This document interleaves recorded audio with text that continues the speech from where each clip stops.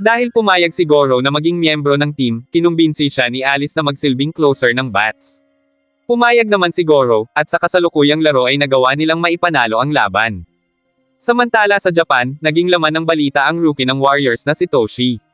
Bilang bagong miyembro ng koponan, nagdebut si Toshi sa Warriors, subalit dahil sa hindi inaasahang pagminte sa kalagitnaan ng laro ay sinabihan siya ng isang kasamahan na hindi pa raw siya maituturing na isang pro. Matapos ang nangyaring iyon ay ibinuhos na lang muna ni Toshi ang kanyang enerhiya sa pagpapalakas ng katawan, nang biglang dumating ang kanilang coach. Sinabi ni Araki na napagdesisyonan nila na si Toshi ang starting catcher para bukas sa magiging laban sa exhibition game.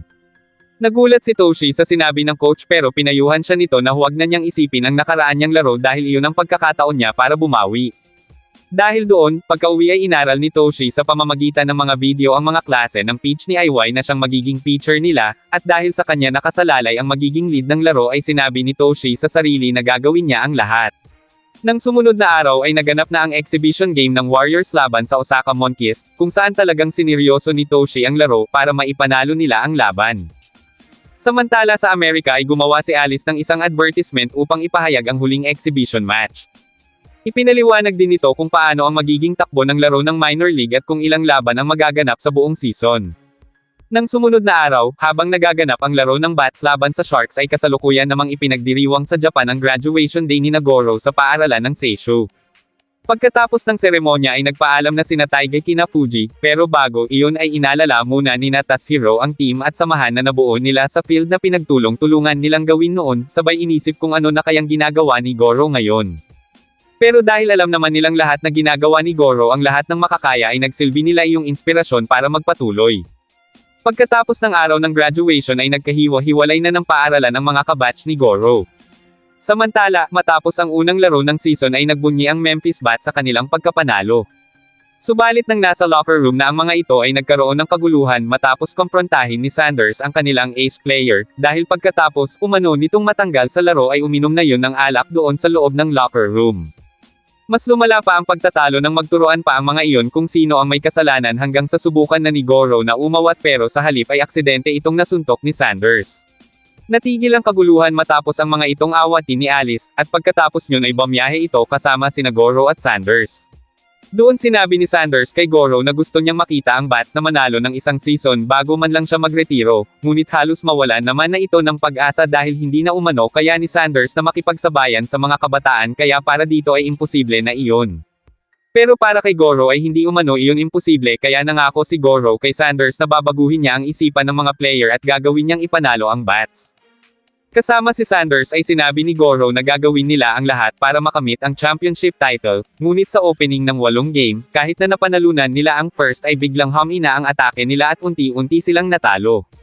2 panalo at 6 na talo ang naging resulta kaya nasa kulelat sila sa Eastern Division, at pagkatapos nyon ay pumunta naman sina Goro sa Albuquerque.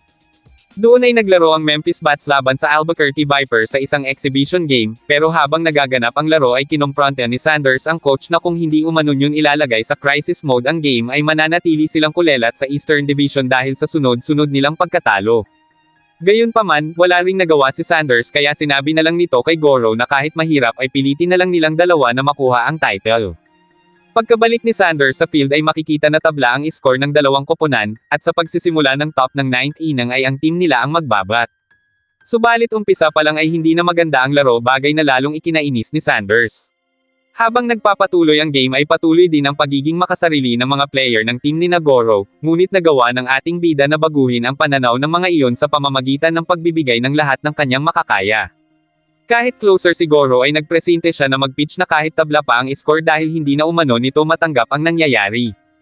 Nagawang ma-strikeout ni Goro ang unang 2 batter, pero sa pangatlong batter ay nagawa nitong tamaan ang bola, at dahil ng mga oras na iyon ay hindi nakafocus si Butler ay itinulak ito ni Goro upang siya na lang din ang sumalo ng bola. Nagalit si Butler pero humingi ng pasensya si Goro at sinabi na kung aasa lang sila kay Butler ay walang mangyayari sa team ng Bats at hindi umano sila aangat sa larong iyon. Pagkatapos ay sinabi ni Goro sa lahat ng member na ngayong taon ay papanalunin niya ng championship ang Bats para umangat sila sa majors, sapagkat hindi umano papayag si Goro na hindi makamit ang pangarap niya dahil lang sa walang kwentang laro ng mga iyon. Maya-maya pa, nang sumalang naman si Goro bilang batter ay sinadya nito na magpatama ng bola sa kaliwang braso para matawag iyon na dead ball. Nag-alala ang team para kay Goro kaya agad nila itong nilapitan para kumustahin, subalit sinabi ni Goro na ayos lang siya dahil ang mahalaga ay puno ang bases kaya umaasa umano ang mga ito kay Roy. Natauhan si Roy sa mga ginawa ni Goro kaya isinaisip na rin nito na dapat manalo sila.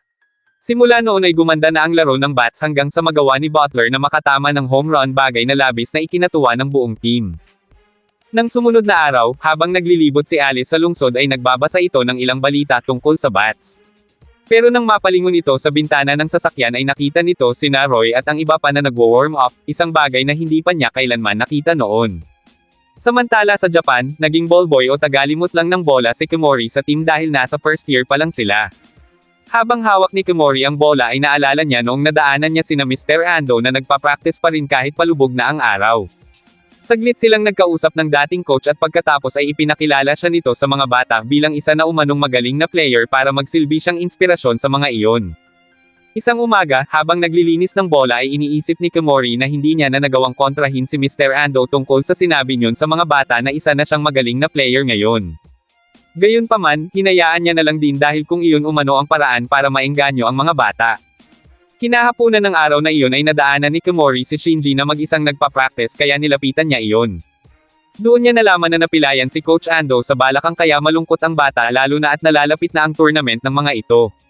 Habang nag-uusap ang dalawa ay nadaanan si Kimori ng dalawa niyang katim kaya tinawag siya ng mga ito para tanungin kung tinuturuan ba niya ng pitching ang bata, sabay tanong na rin kung sawa na ba siyang mamulot ng bola. Nagulat si Shinji sa kanyang narinig sabay tumakbo na palayo. Agad na pinuntahan ni Kimori si Mr. Ando para sabihin na humanap ito ng pansamantalang kapalit bilang coach ng mga bata, pero dahil wala umano itong mahahanap kaagad ay si Kimori ang naisip nitong hamalang. Nung una ay nag-alinlangan pang pumayag si Kimori kaya pinalakas lang ni Ando ang loob nito at sinabi na kakayanin nito iyon. Kinabukasan ay pinuntahan ni Kimori ang mga bata para practicein, subalit walang gana si Shinji dahil alam umano nito na hindi naman nila matatalo ang Yokohama Little na siya nilang unang makakalaban. Gayunpaman, hindi sinukuan ni Kimori ang mga bata bagkus pinalakas niya ang loob ng mga ito, pero sinabi ni Shinji na paano siya magtitiwala sa coach na nagsisinungaling sa kanila. Doon ay isiniwalat ni Shinji na ballboy lang naman si Kimori at hindi tulad ng sinabi noon ng coach nila na regular player na iyon. Kaya nawala na rin ng gana ang iba kaya nagsiuwian na ang mga ito. Dahil doon ay mas nilaksan ni Kimori ang loob niya na subukang magbat, at pinag-aralan niya ng mabuti ang pagpalo ng bola. Humingi rin siya ng pabor sa coach na paglaruin siya sa susunod na training game at nangako na ipapakita niyang kaya niya. Pinagbigyan naman siya nito sa kanyang kahilingan kaya sinabihan niya sina Shinji na manood sa training game nila. Nang sumunod na araw ay pinanood nga nina Shinji ang laro at doon nila nakita na magaling din palang maglaro si Kimori. Dahil doon ay nag-practice na ulit sila hanggang sa dumating na ang takdang araw ng laro nila laban sa Yokohama League. Sa katapusan ng game ay nalungkot ang mga bata dahil hindi nila nagawang maipanalo ang kanilang team kaya hinayaan lang ni Kimori na makaramdam ng lungkot ang mga ito at sinabing sa susunod ay mananalo na sila. Kahit ganoon ang resulta ng laro ay natutuwa pa rin si Kimori dahil alam niya na ibinigay ng mga bata ang lahat ng magagawa ng mga ito, at ipinangako niya sa sarili na gagawin niya rin ang lahat gaya ng ginawa ng mga batang iyon.